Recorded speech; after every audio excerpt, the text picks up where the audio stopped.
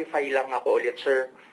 Ang pwede na ba natin, sir, pangalanan directly coming from you, sir, yung mastermind dito sa Degamo cases natin, sir? Papangalanan ko na, pangalan nito. Ang pangalan ng mastermind, Demonyo. Yun ang pangalan niya, talagang demonyo tong taong to. At ipakukulong natin yan. Pasensya na, to follow procedure, maski demonyo yan.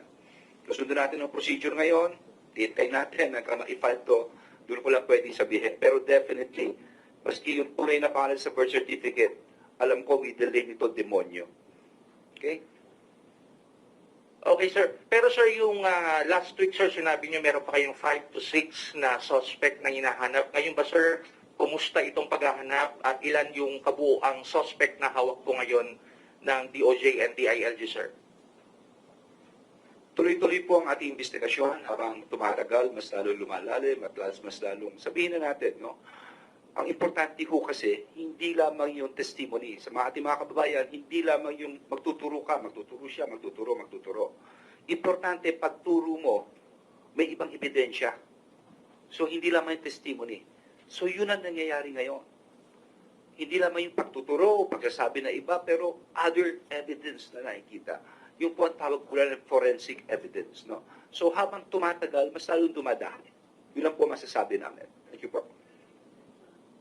Thank you, sir. May we hear from Ms. Paige Javier of CNN Philippines, followed by Ms. Denise Osorio of Global Daily Mirror. Hi, good afternoon. My question is for Spokes Clavano. Going back lang yung nasabi ni SOJ kanina na si Congressman Arnie Teves is being considered one of the masterminds. May we clarify why is the congressman being considered at this point? Thank you, sir. Well, from the very get-go, sinabi pa ni PBBM, no, na this is purely political. So, amongst all the motives na siguro kinonsider ng Special Task Force, isa yon sa mga kinonsider na this is purely political. And when you say it's purely political, yung political rival po, no, ni Governor Degamo, a known political rival, is the Teves family.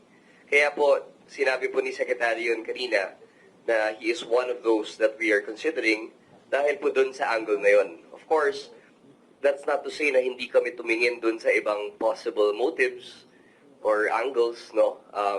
May mga linalabas po yung kabilang kampo na possible na may love angle, possible na may NPA angle. Tinignan ho namin yun, all of that, no? Pero it's hard to go to a lead or to follow through with something na wala namang ebidensya. Like we always say sa DOJ, we will only go where the evidence takes us. And this is where we're going. So, as mentioned, the SOJ has name-dropped Congressman or suspended Congressman Teves. Are we allowed to know what exactly his basis is to actually name-drop him as one of the masterminds? Same answer siguro, ma'am, no? That one of the basis for him mentioning that was he is one of those that we consider under that political angle. Sir, clarify ko lang po. What I mean to say is, do we have a particular angle that a particular reason behind that angle that we could look into? I don't want to put the cart before the horse, ma'am. This is an ongoing investigation, and to preserve the integrity of the investigation, we have to keep some of the things confidential.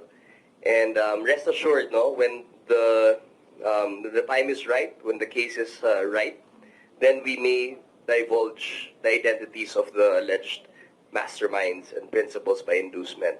As of right now, the only thing that we can say are the people who have been identified to have participated directly in the killing of Governor Degamo are already in custody, have already been charged with the cases I mentioned earlier.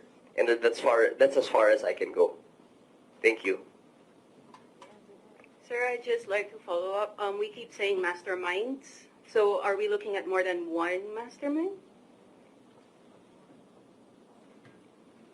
Well, of course, the investigation is still ongoing, no? So we are still considering several people, no, in the investigation. The participation or the degree of participation have yet to really be identified.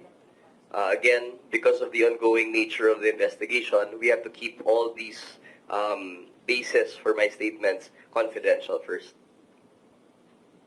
Thank you, ma'am. Intelligence of our friends from the media, we could only entertain last two questions because our distinguished guest has to attend to other pressing matters. So for the last two questions, may we hear from Mr. Sam Nielsen of DCWB. Last will be Paul Montibon of SMNI. Thank you. Hi, sir. Kay Attorney Clavano na lang po kasi nag-react si Attorney Topacio dun sa pagbanggit po ni Secretary Remulla na isa sa mga kinukonsider nga po si Teves. Nebulous po daw yung statement, Attorney. Ano pong comment niyo lang po?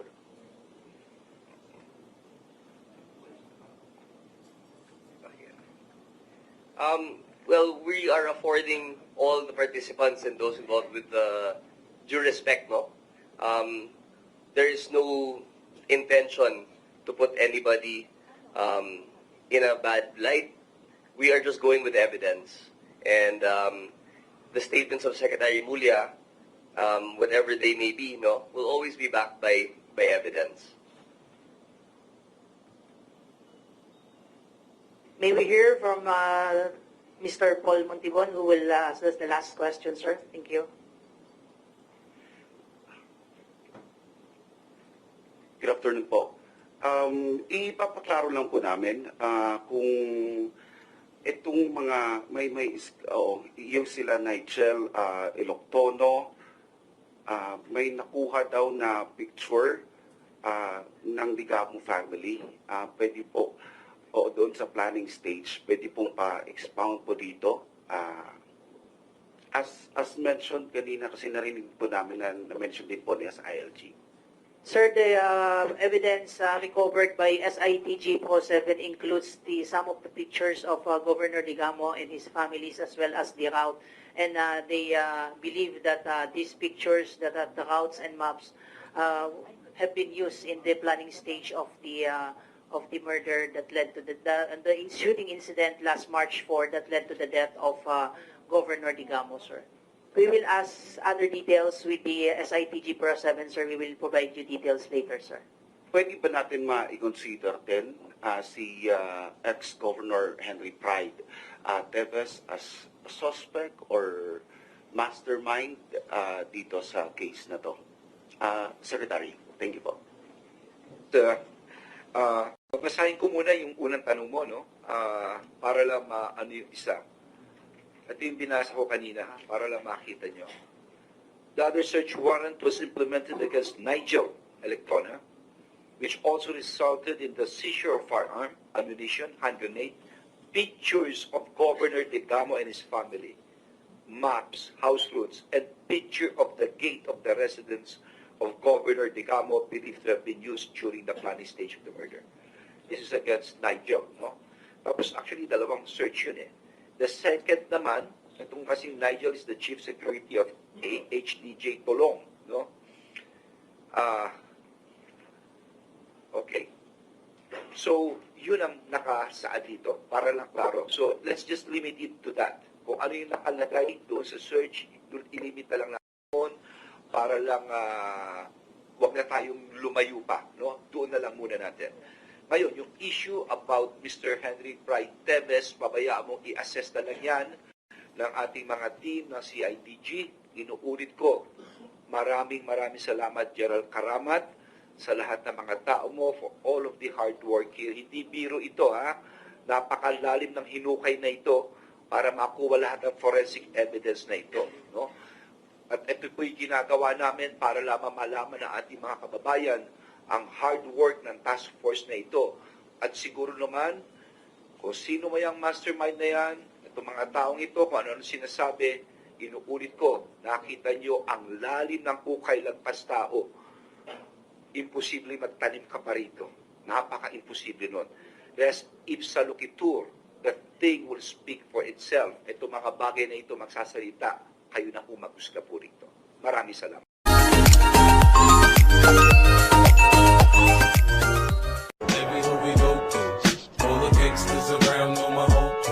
make 'em.